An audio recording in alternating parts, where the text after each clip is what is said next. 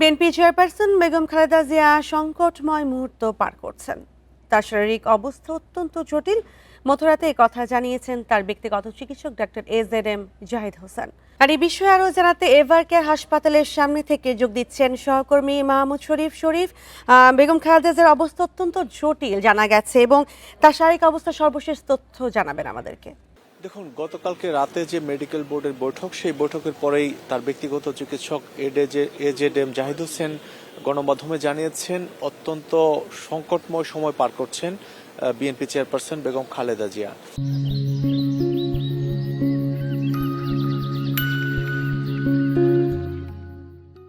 আমরা যে বিষয়টি দেখেছি যে 23 নভেম্বর এখানে যখন ভর্তি হন, শুরুতে তার ফুসফুস সংক্রমণ ধরা পড়ে। এরপরে তাকে শুরুতে কিন্তু 2 দিন কেবিনে ভর্তি ছিলেন বিএনপি চেয়ারপারসন বেগম খালেদা জিয়া, এবং 2 দিন পরে তার যখন ফুসফুসের সংক্রমণ বাড়তে শুরু করে, এরপরে তাকে সিসিইউতে নেওয়া হয়। সিসিইউতে কয়েকদিন চিকিৎসাধীন ছিলেন। এরপরে তার শারীরিক জটিলতা আরও বাড়তে শুরু করে, কারণ এখানে শুরুতে ফুসফুস সংক্রমণ, এরপর তার যে আরও শারীরিক জটিলতা, সেই সব শারীরিক জটিলতা বাড়তে থাকায় তাকে এক পর্যায়ে আইসিইউতে নেওয়া হয়। আইসিইউতে এখন পর্যন্ত খালেদা জিয়ার চিকিৎসা চলছে। এখানে আমরা যে বিষয়টি দেখেছি, গত 1 মাসেরও বেশি সময় তিনি হাসপাতালে আছেন। এর মধ্যে তার উন্নত চিকিৎসার জন্য তাকে যুক্তরাজ্যে নেওয়ারও পরিকল্পনা করা হয়েছিল, কিন্তু তার শারীরিক অবস্থা আসলে এয়ার অ্যাম্বুলেন্সে যাত্রা করার মতো ছিল না বলে কিন্তু তাকে উন্নত চিকিৎসার জন্য এয়ার অ্যাম্বুলেন্সে নেওয়া সম্ভব হয়নি।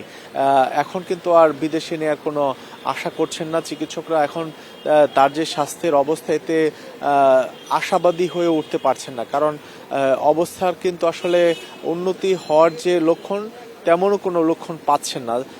তার যে ব্যক্তিগত চিকিৎসক বা বিএনপির সংশ্লিষ্ট যারা আছেন তার চিকিৎসায় নিয়োজিত, তাদের সাথে কথা বলে যতটুকু জানতে পেরেছি। আর 25 ডিসেম্বর তার বড় ছেলে তারেক রহমান দেশে আসার পর থেকে কিন্তু তার খোঁজ খবর নিচ্ছেন। হাসপাতালে এসে গতকালকেও এসেছিলেন। বাংলাদেশে যেদিন পা রাখেন, এরপরে তিনি সংবর্ধনা স্থল থেকে এই হাসপাতালে ছুটে আসেন মায়ের কাছে। সংবর্ধনায়ও কিন্তু তিনি দেশবাসীর কাছে তার মার জন্য দোয়া চেয়েছেন। এখন আসলে চিকিৎসকরা যে সর্বোচ্চ চেষ্টা সেটি চালিয়ে যাচ্ছেন, এবং তার জন্য যে মেডিকেল বোর্ড, অর্থাৎ যুক্তরাজ্য, জার্মান এবং বাংলাদেশ সমন্বিত যে মেডিকেল বোর্ড, সেই মেডিকেল বোর্ডের সদস্যদের তত্ত্বাবধানে চিকিৎসা চলছে।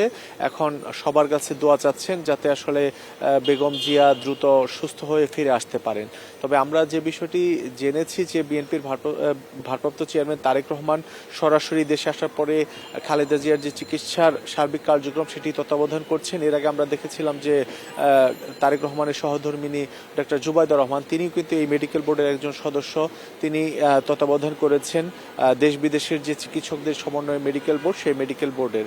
এখন প্রতিদিনই কিন্তু আমরা যে বিষয়টি জানি যে 2 দফা মেডিকেল বোর্ডের বৈঠক বসে থাকে। তো সবচেয়ে যে গুরুত্বপূর্ণ সিদ্ধান্ত আসা, সেটি হচ্ছে রাত 9টার পরে, রাত 9টা থেকে রাত 11টার মধ্যে একটি মেডিকেল বোর্ডের বৈঠক হয়ে থাকে। সেই বৈঠকে মূলত পরবর্তী দিনে বেগম জিয়ার জন্য চিকিৎসার যে কার্যক্রম বা চিকিৎসায় কি কি ওষুধ ব্যবহার করা হবে, সেই ধাপটি নির্ণয় করা হয়। এখানে তার জন্য এই এভার কেয়ার হাসপাতালের পক্ষ থেকেও একটি মেডিকেল বোর্ড গঠন করা হয়েছে। এর পাশাপাশি বিএনপির পক্ষ থেকে যে সমন্বিত মেডিকেল বোর্ড, সবার তত্ত্বাবধানে বিএনপি চেয়ারপারসন বেগম খালেদা জিয়ার চিকিৎসা চলছে। এখন নেতাকর্মী এবং জিয়া পরিবার, তার ব্যক্তিগত চিকিৎসক সবাই আসলে সবার দোয়া চাচ্ছেন, কারণ এই মুহূর্তে চিকিৎসকদের হাতে যতটুকু সক্ষমতা আছে, সর্বোচ্চটা দিয়ে কিন্তু বেগম জিয়ার এই এভার কেয়ার হাসপাতালে তার চিকিৎসা চলছে। বেগম খালেদা জিয়ার শারীরিক অবস্থা সর্বশেষ তথ্য জানাচ্ছিলেন সহকর্মী মাহমুদ শরীফ।